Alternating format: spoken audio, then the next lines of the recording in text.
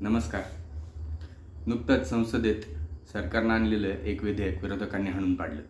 सरकारचं म्हणणं होतं की ते महिला आरक्षणाचं विधेयक आहे, मात्र ते होतं डिलिमिटेशनचं विधेयक. आणि डिलिमिटेशनच्या माध्यमातून सरकारला काय साध्य करायचं होतं, तर त्यांना करायचं होतं जेरीमँडरिंग. आज आपण पाहणार आहोत जेरीमँडरिंग म्हणजे नक्की काय.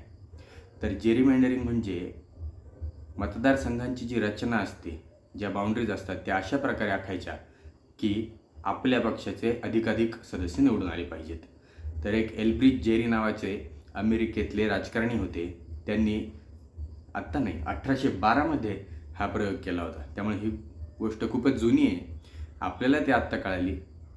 तर आता बघूयात नेमकं जेरीमँडरिंग म्हणजे काय. आता असं गृहीत धरा की 50 मतदारांचा एक जिल्हा आहे आणि त्यातून 5 खासदार निवडून जायचे आहेत. त्यातील 20 मतदार आहेत एक्स पक्षाचे आणि 30 मतदार आहेत ओ पक्षाचे. यातून आपण एकदम साधी मतदारसंघ रचना केली तर योग्य मतदारांच्या प्रमाणात योग्य खासदार निवडून जातील. ते कशी ती बघू. आता प्रत्येक आडवी पट्टी ही आहे आपला एक मतदारसंघ. तर एक्सचे 2 मतदारसंघ आहेत आणि ओचे 3 मतदारसंघ होतील.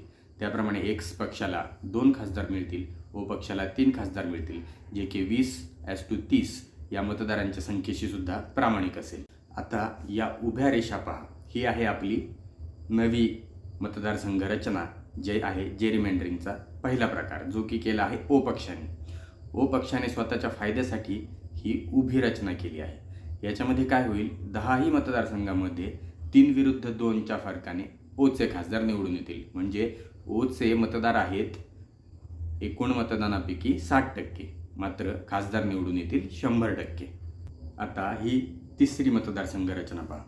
ही आहे जर एक्स पक्ष सत्तेत असेल आणि त्यांना जेरीमँडरिंग करायचं असेल, त्यांना स्वतःला जिंकण्याच्या हिशोबाने मतदारसंघ बनवायचे असतील, तर ते कसे बनवतील, तर ते असे बनवतील. हा आहे पहिला मतदारसंघ, ज्याच्यामध्ये एक्सचे 6 मतदार आणि ओचे 4 मतदार, म्हणजे 6-4 मतांनी एक्सचा खासदार निवडून येईल. इथं सुद्धा एक्सचे 6 आणि ओचे 4 असा 6-4 मतांनी एक्सचा खासदार निवडून येईल आणि तसंच इथं पण होईल. अशा प्रकारे एक्स पक्षाचे 3 खासदार निवडून येतील आणि इथं 1, 2, 3, 4, 5, 6, 7, 8, 9-1 मतांनी ओचे खासदार 1 निवडून येईल आणि इथं पण 9-1 मतांनी ओचा 1 खासदार निवडून येईल. म्हणजे ओ पक्षाचे येतील 2 खासदार, एक्स पक्षाचे येतील 3 खासदार. म्हणजे एक्स पक्षाने 40% मतदार असताना 60% खासदार निवडून आणले का, जेरीमँडरिंग करून, आणि सरकार बनवलं, जेव्हा की त्यांचे मतदार हे अल्पसंख्येमध्ये आहेत.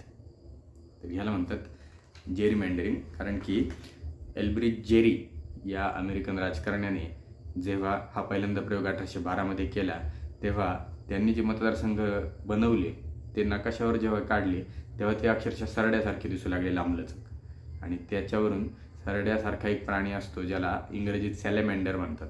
आणि एल्बर्ट जेरीचं जेरी आणि सॅलेमँडरचं मँडर हे दोन्ही एकत्र करून हा शब्द रूढ झाला जेरीमँडर. आणि तेव्हापासून मतदारसंघांची आपल्या सोयीसाठी रचना करण्याच्या प्रकारालाच राजकारणात जेरीमँडरिंग म्हणू लागले.